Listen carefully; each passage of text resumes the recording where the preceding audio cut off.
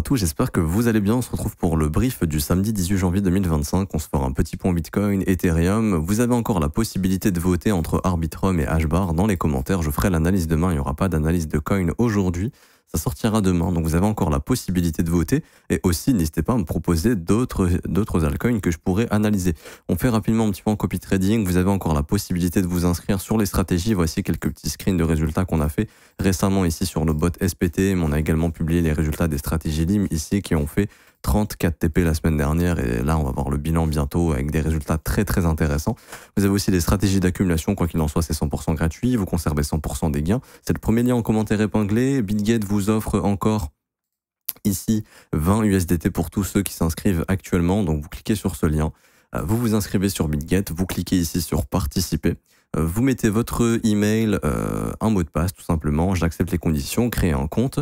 Vous faites le KYC, vous faites un trade d'une valeur de 100$ sur le spot ou futures et vous aurez vos 20 USDT qui seront crédités. Ensuite, pour ceux qui veulent rejoindre le copy trading, c'est ce lien juste ici, rejoins copy trading. Vous avez juste à mettre votre prénom, email, identifiant BitGet, vous cliquez sur rejoindre et ensuite vous cliquez sur ce petit lien, configurer copy trading. Il y a quelques petites vidéos à checker, les 4 premières, ce sont les tutoriels, ça vous montrera comment configurer le copy trading sur votre compte, ça vous expliquera tout de A à Z, comment ça marche, etc. etc. Vous avez encore les stratégies d'accumulation qui sont disponibles, vous pouvez les rejoindre tout simplement si vous voulez participer à notre stratégie d'accumulation altcoin pour revendre sur ce bull run. Alors pour revenir sur Bitcoin ici, on a donc atteint l'objectif qui était le previous weekly high. Hier, c'est ce à quoi on s'attendait au vu de la consolidation du prix. Juste ici, en ayant cassé quasiment toutes les imbalances, c'était pour moi la chose la plus probable, et de venir travailler cette imbalance baissière, chose qui a été faite. Alors, c'est positif d'avoir été dans cette imbalance baissière parce qu'en fait, ça permet ici la validation d'un breaker. Ok, ce breaker, en théorie, peut permettre au Bitcoin de maintenir cette zone, c'est-à-dire que là, on puisse faire un pullback pour aller chercher l'ATH. Maintenant, ce qu'il faut bien comprendre, c'est qu'on est venu dans la dernière zone qui peut permettre de retourner le Bitcoin avant de faire un ATH. Donc là, franchement, c'est qui tout double. Pour moi, ici, c'est une zone de hedge pure et dure. Si vous n'êtes pas hedgé, en attendant l'investiture et la zone dans laquelle on est, à mon avis, ça peut être très risqué. C'est mon point de vue. Mais pour moi, tant que cette imbalance baissière ne saute pas, la validation de ce breaker, c'est bien, mais c'est pas suffisant. Ok, parce que le prix peut très bien, malheureusement, perdre le breaker. Et en fait, ici, c'était juste une prise de stop et une reprise baissière. Ça, faut bien le comprendre. Bitcoin peut être très piégeux. Il a déjà fait ce coup plein de fois. Je vous le dis franchement, il faut faire très très attention ici. Je dis pas que c'est bon, c'est la fin du monde, que Bitcoin. Moi, je pense que Bitcoin refera un nouvel ATH. La seule chose que je dis, c'est que faudrait pas être étonné si l'investiture de Trump c'est un sell de news et qu'au final on revienne visiter les imbalances qu'on a laissées ici. Je dis pas qu'on va venir faire ça, je dis juste que c'est une éventualité et pour bloquer cette éventualité, il faut absolument péter l'imbalance baissière qui est juste là parce que c'est la zone dans laquelle il y avait la possibilité de former un top. Ici, ce déséquilibre, ce fair value gap, cette imbalance, appelez ça comme vous voulez, c'est un fair value gap qui s'est formé sur le changement de la politique monétaire de la Fed. La Fed qui annonçait 3 baisses des taux, Powell qui en annonce 2 ici, on est revenu pricer ce qu'on appelle faire du rebalancing dans ce déséquilibre, donc dans ce fair value gap. Ça peut être un point de retournement, sachant qu'en plus de ça, on avait un sommet weekly à prendre. Donc là, il y a eu une grosse prise de liquidité.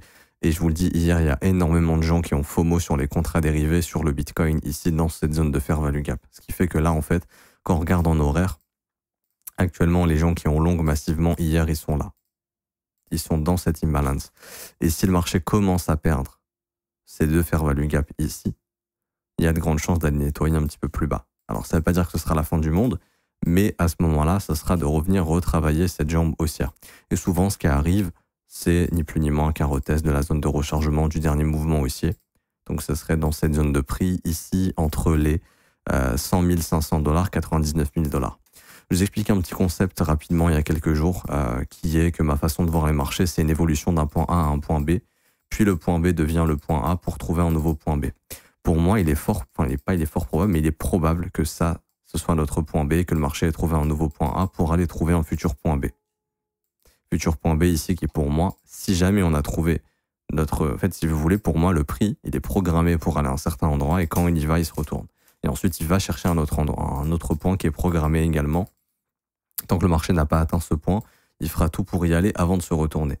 Ce point, ça pouvait être cette zone ici. Okay, je ne sais pas si c'est vraiment cette zone. Ça peut ne pas être le cas, bien évidemment, il faut bien le comprendre.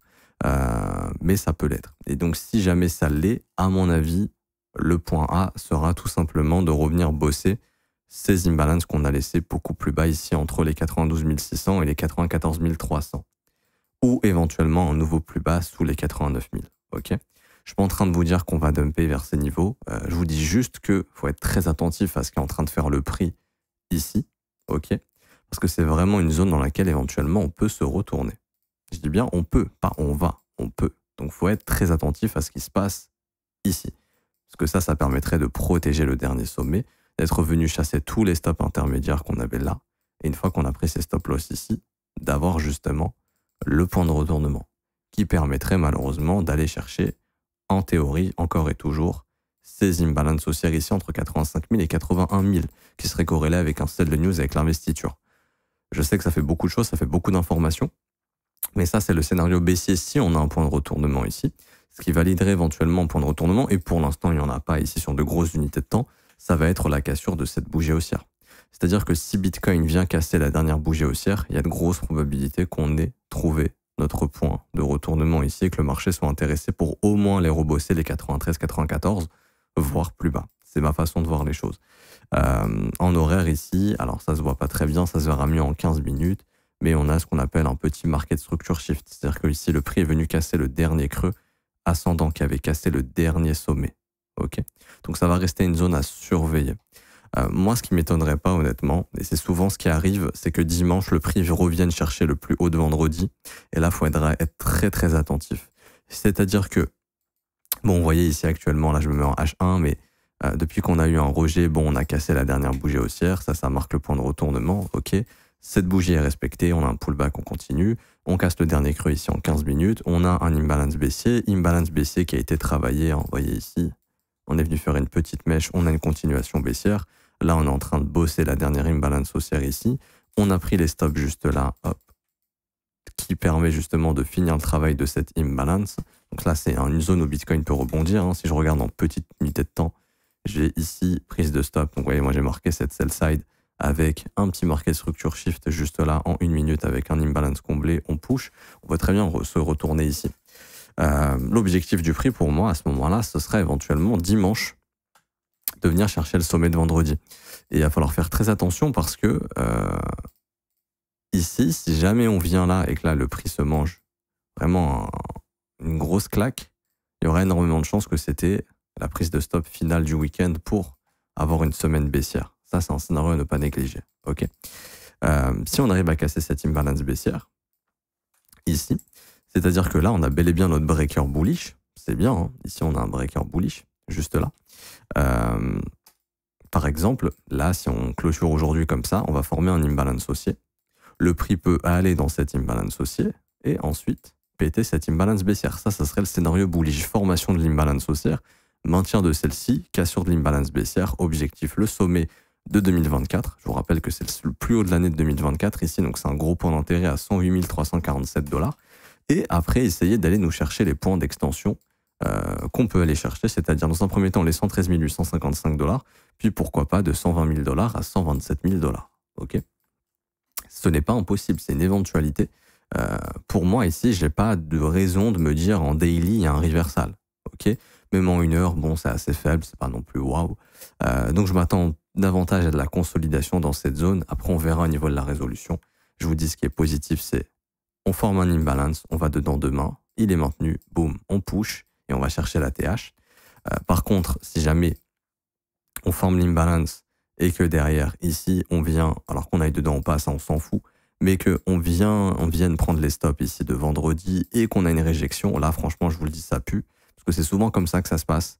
Le vendredi, il y a un gros pump et ensuite, samedi, dimanche, on consolide. Dimanche dans la nuit ou lundi dans la nuit, on va récupérer, enfin, ou lundi matin, on va récupérer le plus haut de vendredi, qui est souvent le plus haut de la semaine, et ensuite il y a la prise de stop et le point de retournement qui se forme. Ça serait un scénario à surveiller. Quoi qu'il en soit, pour moi, il y a de la gestion du risque à faire ici. Si c'est pas encore déjà fait, je le redis, mais c'est des zones importantes en termes de gestion de risque. Ok, donc là, on voit 1 minute, un market structure shift, imbalance, ça tient, ça semble push encore un peu. Là, il y a encore un petit market structure shift un peu plus important. On semble avoir fini le travail de cette imbalance. Et pourquoi pas essayer d'aller retravailler l'imbalance baissière entre 104 100 et 103 700. Et si on fait le fameux scénario, là, aller s'occuper du sommet de vendredi. Mais voilà, faites attention dans cette zone. C'est pas anodin si on a un rejet du prix dans cette zone de prix. Et d'un point de vue order flow et des datas intéressantes, il y a de gros poissons qui justement ont ouvert pas mal de shorts ici. Donc ça peut être du hedge, ça peut être des gars qui s'attendent à un nettoyage, mais on sait qu'ici il y a beaucoup de gens qui sont positionnés. Ce ne sont pas des petits poissons, ce sont vraiment les plus gros ordres du marché ici qui sont rentrés. Et comment savoir si ce n'est tout simplement pas des gens qui prennent profit sur leur longue, parce que ici on peut voir que l'open interest a augmenté. Donc on sait ici que eux ils ont ouvert des shorts en limite, comme ça ils ont shorté à mort cette zone et que les gens ont FOMO dans leurs ordres de short. Donc il y a tout intérêt pour eux, à ces gars-là, à ce que cette zone soit maintenue.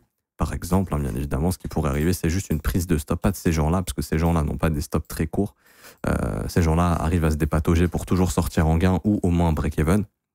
C'est très rare que ces mecs perdent, parce qu'ils ont tellement de marge qu'ils peuvent largement attendre, par exemple, que le prix fasse ça et qu'un jour ils reviennent visiter ici pour encaisser leur profit. Hein.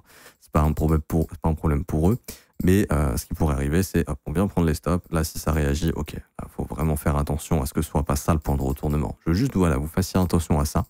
Je suis pas en train de vous dire que c'est la fin du monde ou autre. Voilà, c'est quand même une zone importante. On arrive quand même dans une zone où, dans une phase où l'investiture de Trump arrive bientôt. Le marché est passé de 60 000 $ à plus de 103 000 actuellement, même 108 000 au top. Si un sell de news arrive, ce serait pas dramatique, ok. Et ici, pour revenir sur Ethereum. Alors, Ethereum, on avait parlé de ça hier, je ne sais pas si vous vous souvenez, mais je vais récapituler rapidement. On avait vu ensemble Market Structure Shift Imbalance, on disait en tant que cet imbalance était maintenu, qu'on irait chercher le sommet de mercredi, le sommet qui a été atteint, et là, bam, le gros bain de sang sur Ethereum qui vient, et on en avait parlé aussi, qu'il y avait des stops évidents ici. Hop, on vient récupérer les stops juste ici, et donc là on a Bitcoin et Ethereum qui sont en train de rebondir ensemble. Ça c'est une bonne zone pour éventuellement permettre à Ethereum de repartir et d'essayer de refaire quelque chose de bullish. Maintenant, je vous le dis encore une fois, on travaille toujours cette imbalance baissière. J'en avais parlé, mais il était fort probable de venir chercher les stops de cette bougie. Pourquoi? Parce que c'est une bougie de range, et maintenant que c'est fait, le point d'intérêt se trouve sous ce lot. C'est-à-dire que le fait que Ethereum soit venu prendre le sommet de cette bougie, qui est une bougie de range, son point d'intérêt maintenant, c'est d'aller chercher le plus bas de cette bougie à 3182 $. Donc ça indiquerait qu'Ethereum a des probabilités de revenir bosser le support, en fait, tout simplement, des 3100 $, très probablement. Et on verra si ce support est maintenu ou pas. Si Bitcoin ne se retourne pas, bien sûr qu'il sera maintenu. Si Bitcoin se retourne, bon, bah, à ce moment-là, il faudra s'attendre à des continuations baissières sur Ethereum. Et les prochains objectifs, j'en ai déjà parlé plein de fois, c'est les 2700 à 2819 $. Et là, on aurait de nouveaux objectifs de continuation à B égale CD qui ici nous ramènerait plutôt dans les 2680. Quoi qu'il en soit, ce serait juste de bosser en fait. Ces déséquilibres qu'on a laissés derrière nous. Vous voyez toutes ces FVG ici. L'objectif serait de bosser ces FVG, de bosser la zone de rechargement. La FVG s'étend des 2480 jusqu'à 2695, une FVG à haute probabilité de retravail. Ça ne veut pas dire que ça va le faire. C'est juste que ces FVG sont souvent retravaillés. Tout comme ça a été le cas ici, FVG vectoriel, on y est revenu. Ça, c'est un FVG vectoriel, je peux vous en trouver plein d'autres. Un FVG vectoriel, on y est revenu. Cette grosse FVG vectorielle, on y est revenu. On a des FVG vectoriels ici qui dataient, qui étaient ouverts, qu'on est revenu combler. FVG vectoriel, on y est revenu. FVG vectoriel, on y est revenu. Franchement, des exemples, j'en ai plein. Ça veut pas dire que ça va être le cas. Hein. Ça veut pas dire que ça va être le cas. Bon, il y avait même lui, hop, on y est revenu aussi avec cette mèche.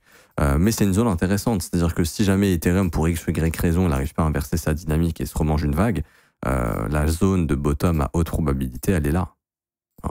Elle est entre 2480 et 2700 $ à peu près. C'est ça la zone. Ok. Ça veut pas dire qu'on va y aller, encore une fois, je tiens à préciser. Hein. J'ai pas d'intérêt à ce que le marché chute nécessairement, je m'en fiche. C'est juste ce que je vois sous les yeux pour le moment. Tant qu'Ethereum ne casse pas ce sommet, il est dans une dynamique qui est baissière. Et donc, tant qu'il n'arrive pas à péter cette imbalance baissière, ce qui est le plus probable pour lui, malheureusement, c'est une continuation baissière de revenir sous les 2900 $. Ce qu'on aimerait pour Ethereum, c'est qu'il casse enfin l'imbalance baissière et qu'on puisse repartir. Et là, sur du court terme, comme je vous disais, c'est de se dire que on était dans cette bougie de range, on est venu chasser le plus haut, ça c'est ce qu'on avait vu ensemble, qu'il était probable de revenir chasser ce plus haut. Et on est même revenu chercher d'ailleurs ce balance price range, donc là il y a un gros point d'intérêt de retournement. Donc l'objectif maintenant du marché est de revenir, à mon avis, chercher au moins les 3180, c'est-à-dire le plus bas de cette bougie daily. On a atteint un point d'intérêt intermédiaire qui permet de déclencher un rebond. Si je me mets en petite unité de temps sur Ethereum, là où je mets ma souris, vous voyez, mais ça serait éventuellement dans l'optique sur Ether qui est beaucoup plus faible, de juste revenir travailler, je pense, ce morceau d'imbalance vectoriel pour faire une continuation baissière pour aller chercher le prochain point d'intérêt qui est le plus bas de cette bougie daily ici que je vais vous indiquer, qui est donc les 3185 $. Donc je vais vous noter cette imbalance baissière ici, hop, juste là. On a l'imbalance, donc le fair value gap, un éventuel rebond dedans pour aller chercher plus bas sous les 3185 éventuellement. Ok. Je le rappelle, ça c'est pour ceux qui font de l'intraday. Moi je fais de la lecture intraday, je fais des briefs tous les jours, donc ça m'intéresse l'intraday, d'analyser au jour le jour. Si vous êtes investisseur spot, vous vous en foutez, et vendre de l'Ether ici c'est pas intéressant, même si ça peut aller plus bas. Plus ça baisse, plus il faut être acheteur d'Ethereum à mon avis. C'est-à-dire que si ça vient entre 2400 et 2700, c'est une zone d'achat exceptionnelle encore pour du spot, ok. Ça, faut bien le comprendre. Donc, faut bien dissocier. Si vous êtes investisseur et que vous regardez mes briefs tous les jours, ça va pas vous parler, ok. Moi, je suis là pour analyser le brief, le prix quotidiennement. Quelle probabilité, enfin, quelle est la probabilité la plus élevée pour la direction du prix journalière? Moi, ça m'intéresse pas du tout de analyser le prix. Enfin, si, ça m'intéresse, mais je fais pas de points pour les investisseurs quotidiennement. Là, par exemple, je m'adresse aux investisseurs.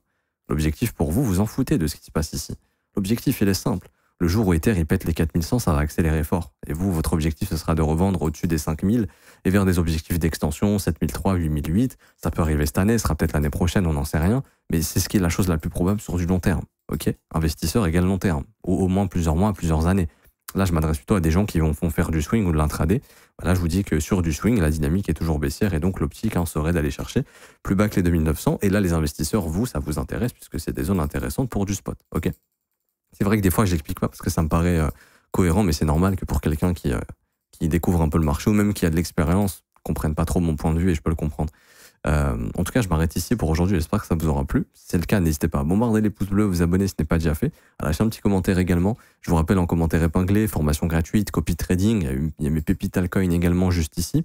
Et puis vous avez la possibilité de rejoindre mon école si vous voulez vous former à l'école.